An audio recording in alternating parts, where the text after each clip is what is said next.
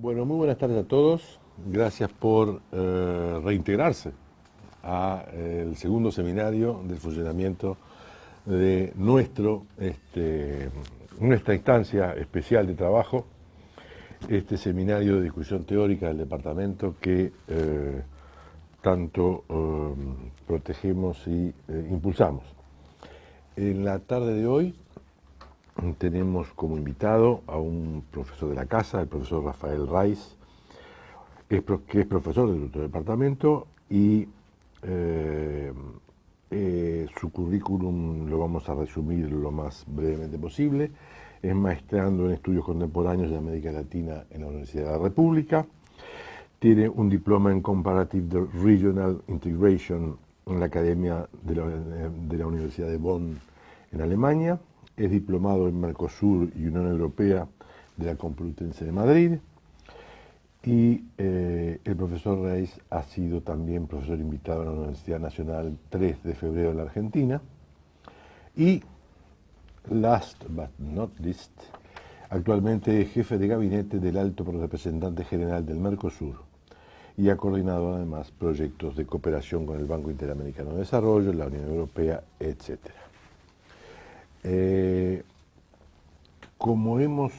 Siguiendo una práctica que inauguramos en el semestre pasado, intercalamos presentaciones del seminario en diferentes idiomas. En este caso, Rafael, por razones obvias, dado su origen nacional, nos va a hablar en portugués. Entonces, el título oficial de su charla será O Mercosul, dos gobiernos progresistas y el regionalismo postliberal, una agenda inacabada. Sin más, le diría yo que le cedo la palabra a Rafael para que podamos trabajar en una tarde fructífera. Muchas gracias. Bueno, más una vez para agradecer al profesor Javier y a todos los colegas que están acá presentes para acompanhar essa apresentação. É um trabalho que eu venho desenvolvendo no âmbito do meu mestrado acadêmico a respeito dos regionalismos na América Latina, e em especial revisitando esse último período do regionalismo pós-liberal durante os governos de corte progressista na América Latina. O objetivo central do trabalho é basicamente fazer alguma reflexão sobre o pensamento teórico latino-americano a respeito dos processos regionais de integração e também analisar criticamente o que foi o processo regional do Mercosul durante esses últimos governos de corte progressista. Bom, nossa integração regional nos últimos anos passou por diferentes etapas, em especial o Mercosul, durante seus 25 anos, onde podemos distinguir diferentes tipos de regionalismo, desde o regionalismo liberal dos anos 90 ao regionalismo pós-liberal a partir dos anos 2002, 2003, e pensar, talvez para o final da nossa discussão, se estamos vivenciando um novo tipo de regionalismo no nosso processo de integração regional, em especial em função das mudanças de governo na região. E se aquela ideia, aquela hipótese de que as afinidades ideológicas, ao final, favorecem ou não a integração, se depois de todos esses anos de governos progressistas e de supostas afinidades ideológicas no processo de integração, se isso realmente foi frutífero ou não para o avanço do Mercosul. Também questionar aquele modelo único de fazer integração que é o modelo europeu, Nós, no período do regionalismo liberal, apostamos muito a importar determinados modelos de integração pelo mundo, em especial o modelo europeu, que nem sempre funcionou à perfeição, ou se aplicou à perfeição no Mercosul, e mais ainda questionar se realmente essa importação de modelos tem razão de ser em função da própria crise que vive a União Europeia, né? A criação do Mercosul, para fazer um revisionismo histórico, a criação do Mercosul em 1991 se dá dentro do marco do Consenso de Washington, né? Dentro daquele consenso que havia desde as instituições financeiras internacionais, onde também havia coincidências ideológicas entre governos da região, em especial aqui no Mercosul. E esse consenso favoreceu, nos seus primeiros anos, a uma grande liberalização comercial e aumento do comércio intra-regional, né? Para nós termos uma ideia, entre 91 e 97, as exportações intra-zona do Mercosul passaram de 11,1% para 24,7%, ou seja, de 5.100 milhões de dólares, 5 bilhões e 100 milhões de dólares a 20 bilhões de dólares, né? Agora, esse comércio intrazona, que teve o seu ápice ao final da década de 90, também chegou a um processo não de acumulação, mas de esgotamento, vamos dizer assim, né? Porque a partir da crise econômica e devaluatória em Brasil em janeiro de 99, depois da crise na Argentina em 2001 e logo as repercussões dessa crise no Uruguai provocaram uma caída brutal do comércio intra-regional. E aqui, Sanaúja nos traz a colação que essas crises econômicas experimentadas no Mercosul, somada a esse regionalismo aberto, que era limitado pela agenda adotada, né, porque era uma agenda essencialmente comercial, de rompimento com as barreiras tarifárias e não tarifárias, ou seja, uma agenda de integração negativa, mas não negativo no sentido de que haja sido ruim, mas negativo no sentido de que era uma agenda para desbloquear as travas existentes a nível comercial. Essa agenda de integração negativa foi uma agenda que, ainda que implementada, persistiram inúmeras barreiras não tarifárias, né, que persistem inclusive até hoje. Nós sabemos que os países do Mercosul, nos últimos 2 anos, inclusive, tentaram buscar identificar as grandes barreiras não tarifárias a nível Mercosul, chegando inclusive a um número superior a 80 barreiras não tarifárias, e que ainda hoje, depois de 25 anos, não conseguiram eliminá-las. Então, se nós tivemos uma integração negativa, não, voltando a dizer, não no sentido do termo que tenha sido ruim, mas negativo no sentido de eliminação de barreiras, e não trabalhamos paralelamente a uma integração positiva de geração de políticas públicas regionais e construção de institucionalidade, né?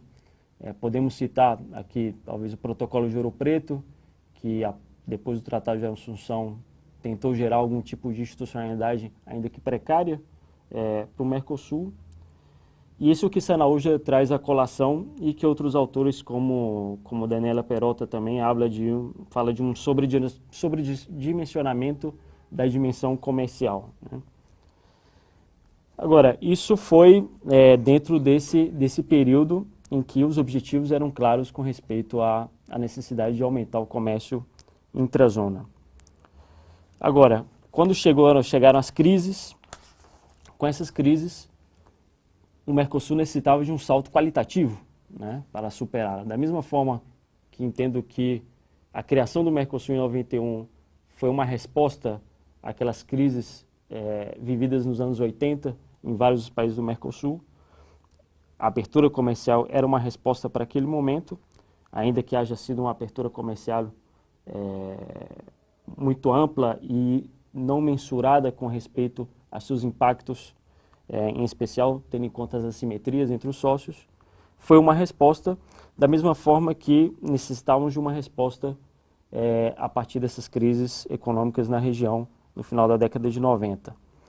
E aí que também o pensamento teórico latino-americano passa por um momento de inflexão e começam a surgir novas teorias sobre regionalismo, que podemos citar Toussaint, que fala de regionalismo pós-comercial, ou o próprio Sanaúja, que fala de jornalismo pós-liberal, que é o que eu adotei no marco dessa exposição.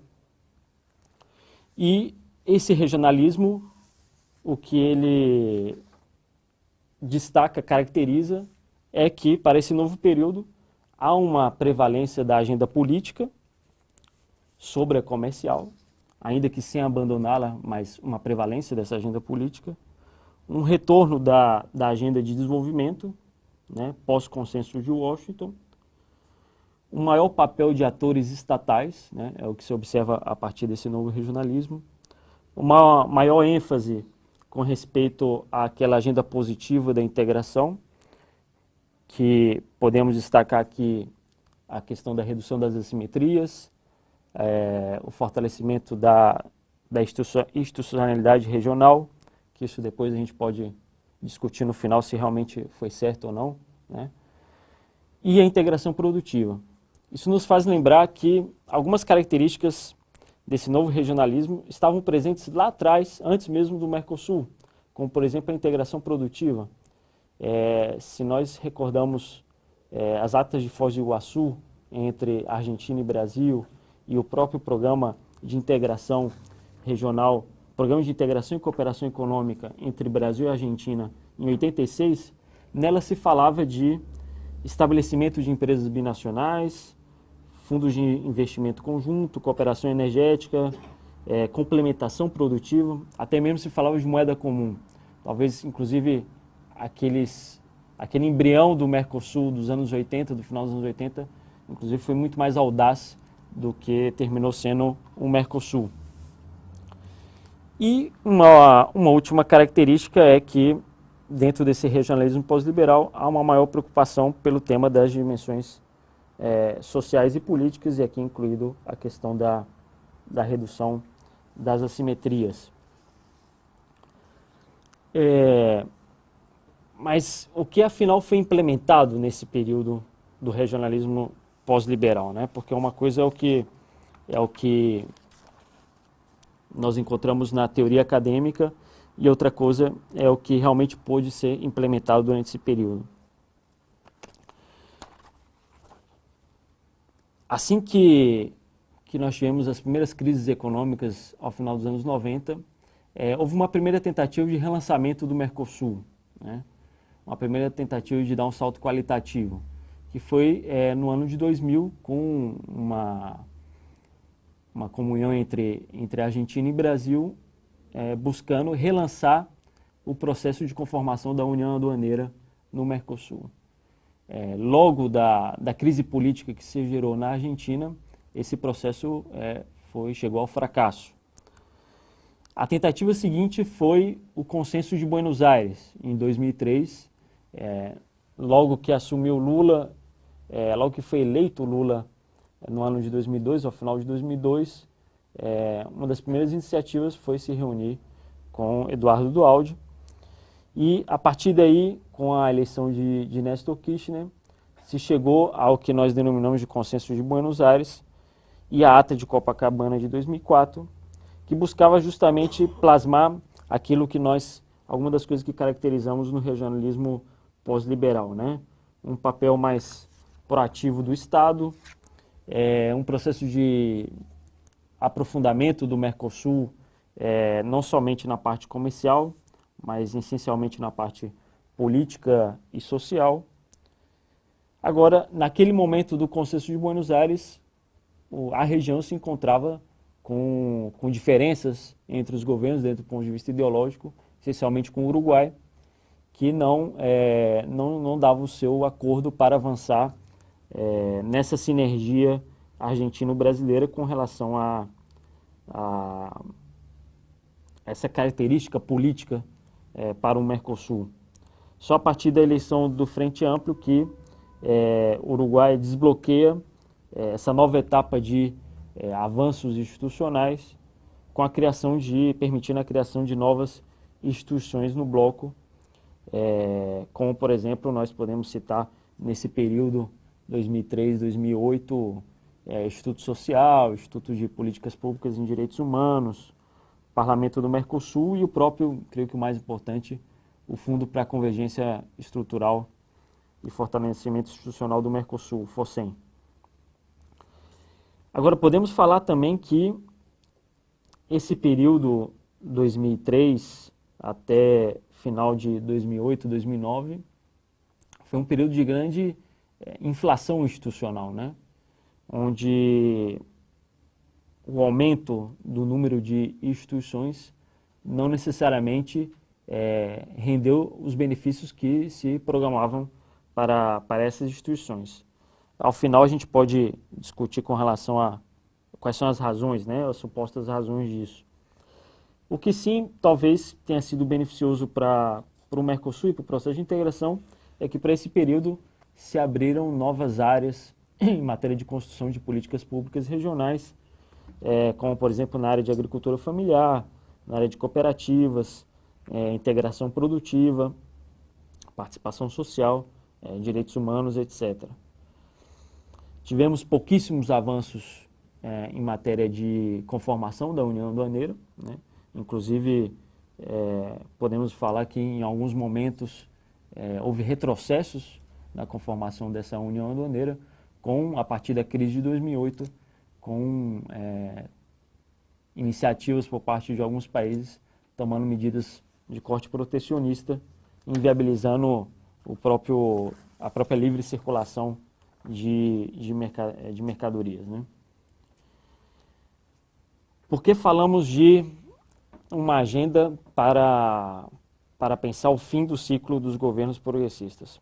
Primeiro porque foi um ciclo de governos onde, em matéria de comércio internacional, coincidiu com o consenso das commodities, né, como alguns autores denominam esse período, né? Uma forte demanda de produtos primários por parte da China e uma alta de preço desses produtos, né, em especial da soja.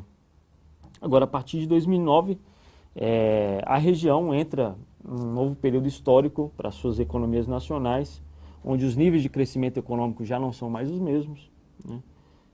O preço das commodities e o volume das exportações desses bens primários já diminuíram significativamente. E, da mesma forma, o comércio intrarregional, né? Nós vimos o comércio intrarregional nos últimos 4 anos diminuir sucessivamente em taxas bastante elevadas. Não voltamos ao que era o início do Mercosul, mas sim regredimos em termos de taxa de comércio intrarregional bastante nos últimos anos.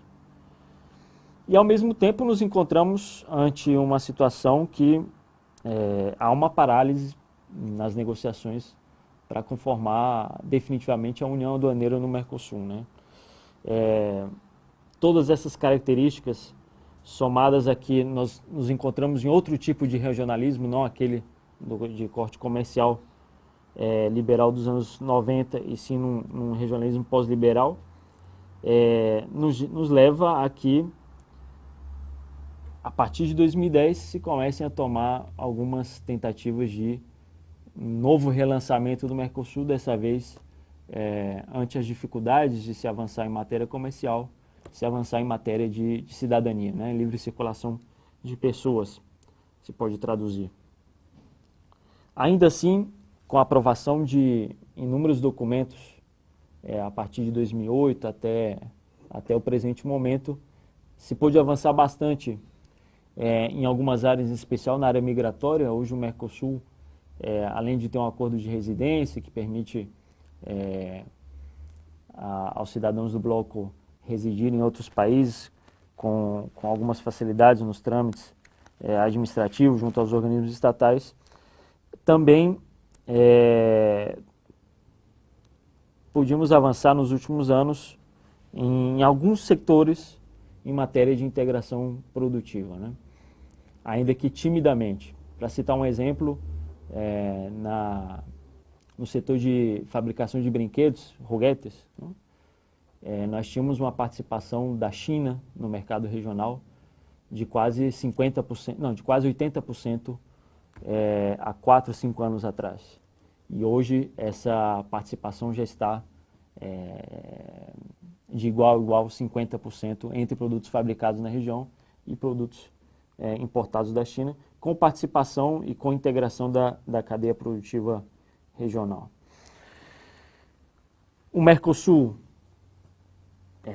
enfrenta um grande desafio, que é a sua própria agenda externa do bloco, né?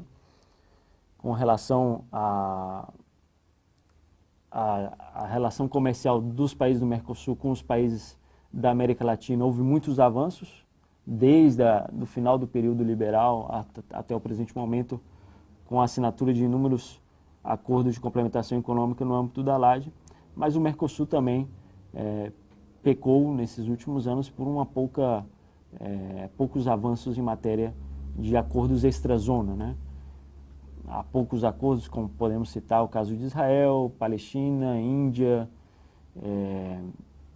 Egito, com a União Aduaneira Sul-Africana, mas enfim, ainda muito tímido com relação ao potencial que tem o nosso comércio com países extra-zona. Então o Mercosul, desde a criação do bloco, passou por inúmeras etapas, onde, tanto desde o regionalismo liberal como o pós-liberal, pôde avançar em diferentes espaços de conformação de políticas públicas regionais, mas nos encontramos, ao final desse ciclo progressista, ainda com várias dificuldades, inclusive algumas relacionadas às próprias propostas que esses governos projetavam no início dos seus mandatos, né? E aí o que mais podemos destacar é a ideia de redução de assimetrias e reforçar a institucionalidade do bloco. Apesar de que criamos inúmeras instituições, que aqui citei, temos uma grande debilidade institucional, seja com relação ao tema de solução de controvérsias, como o Tribunal Permanente de Revisão, onde nos últimos anos tivemos um pouco mais de 6 laudos arbitrais, em comparação, se queremos comparar com o processo europeu, é uma quantidade ínfima, não? É uma quantidade muito pequena com relação ao que produz o Tribunal de Justiça da União Europeia, que apenas no mês passado, em 2 dias, produziu mais de 14 decisões ou sentenças com relação à aplicação de normativa europeia. Então, estamos muito aquém daquilo que deveríamos ter em matéria de solução de controvérsias. Em matéria de processo decisório, em matéria de elaboração normativa, também acredito que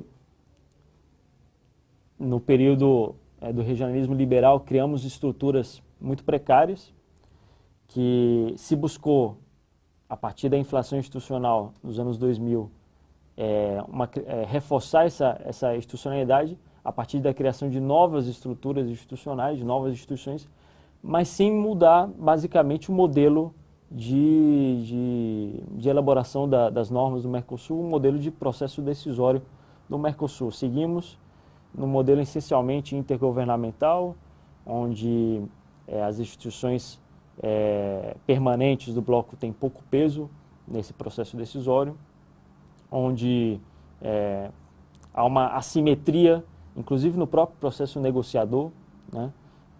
Não podemos deixar de mencionar que, apesar de que nós estamos num processo regional que o consenso é a pedra fundamental para decidir em matéria no nosso processo de integração regional, mas há uma assimetria com relação uma assimetria entre os países no processo negociador, que isso é claro, né?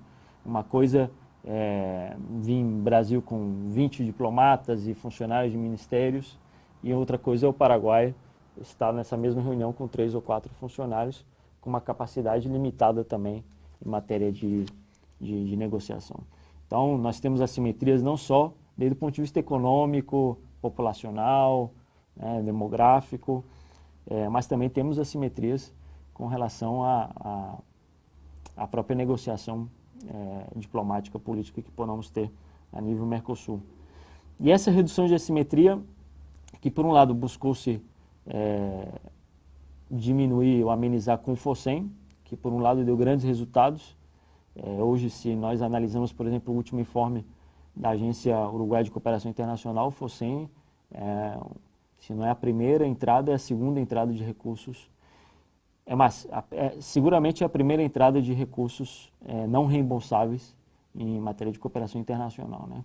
Depois nós temos recursos da União Europeia, que alguns são reembolsáveis e outros a nível de financiamento, e dos outros bancos que nós temos a nível regional, como o BID e CAF. Mas não reembolsáveis é o primeiro e que ha permitido reduzir, pelo menos em parte, as diferenças que nós temos, as assimetrias que nós temos em matéria de infraestrutura regional, né? Agora, em termos de modelo negociador, em termos de funcionamento do bloco, nós necessitamos urgentemente de uma revisão do nosso processo regional. E para ir terminando, talvez uma das principais dificuldades do Mercosul, então, é essa, viver entre o que afirma um dos autores, que coloco no texto, Daniela Perota.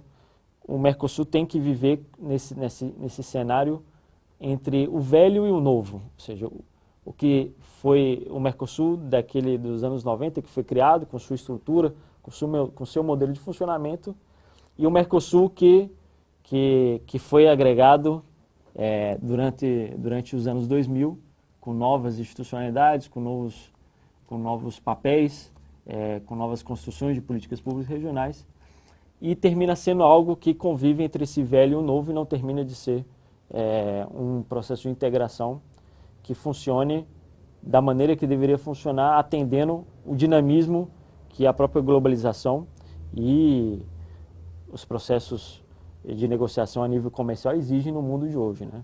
Nós não podemos esperar que uma negociação a nível comercial com outros parceiros tenha que seguir funcionando no modelo onde os nossos países se reúnem os nossos ministros de relações exteriores se reúnem 1 ou 2 vezes por ano. Isso não nos vai levar a um bom caminho ou ao dinamismo que é necessário nos atuais tempos para um processo de integração regional.